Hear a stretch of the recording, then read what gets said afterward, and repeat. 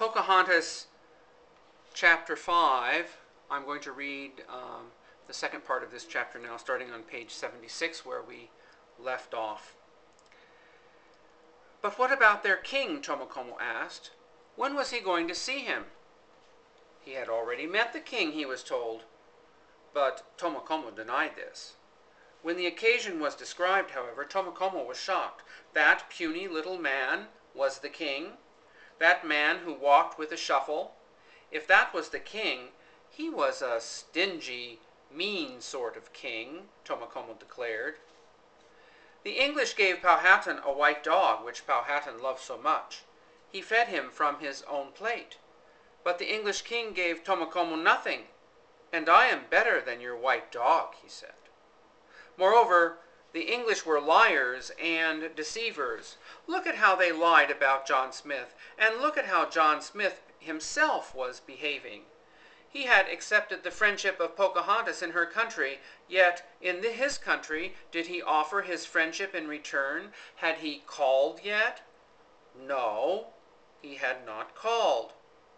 Of course, Pocahontas did not know that on her arrival, John Smith had written a long letter to Queen Anne praising Pocahontas, listing all the ways she had been a friend to Jamestown and recommending her to the Queen's special attention. John was pleased to write the letter, not only for the sake of Pocahontas, but because it gave him a chance to remind the Queen what a big part he had played in the founding of Jamestown. Indeed, he wanted so desperately to get back to the New World, he was retelling his adventures to anyone who might help him.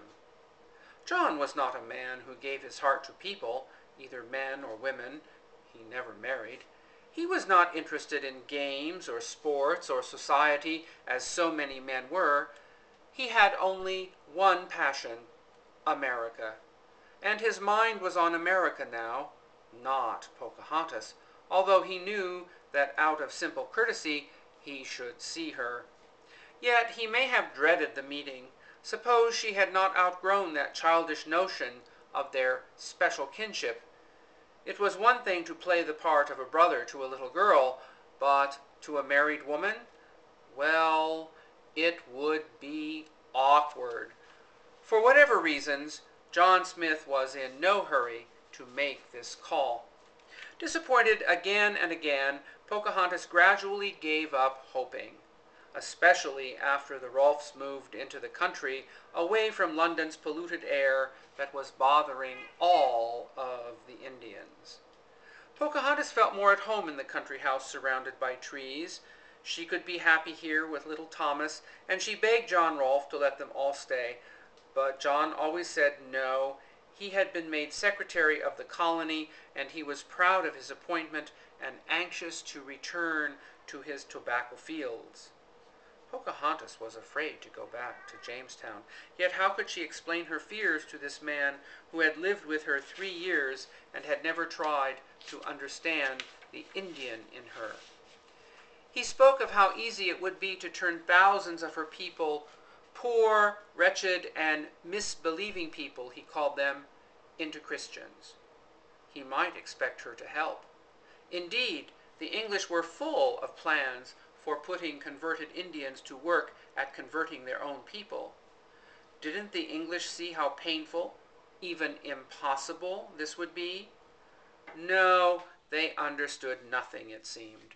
John even said that the Indians would be very willing to part with their children so they could be educated to English ways, but of course Pocahontas knew better. As true a Christian as she may have become, she knew that her people valued their religion as staunchly as the English valued theirs. Perhaps she didn't even like to think of a time when no one would greet the sun from the river, when no one would dance around the sacred fire. More than ever, Pocahontas must have been troubled by the double nature of her life. On the one hand, there was her husband, determined to take the very Indian-ness out of her people, whom he called barbarous and wretched. On the other hand, there was Tomokomo, disdaining everything English, determined to set her father against them. In Jamestown conflict, would surely break out, and she would be caught in the middle.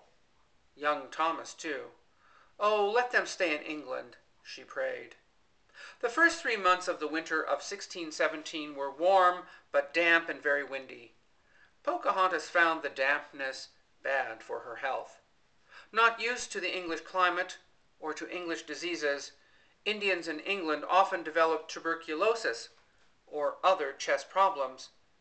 2 of Pocahontas's party died that winter, and even in the country Pocahontas coughed and felt more and more tired.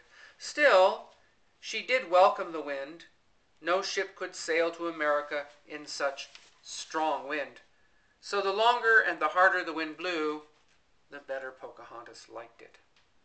On one of those damp, windy days at the end of February or the first part of March, John Smith decided that he wouldn't put off his call on Pocahontas any longer. He took several friends with him, perhaps to ease his sense of awkwardness, and made the 9-mile trip up the Thames River to the house where the Rolfes were staying. Pocahontas, of course, had no warning of the visit. Apparently, she went to the door herself, and when she saw John Smith standing so casually as if he were any visitor, as if it didn't matter when he came, her first reaction was anger.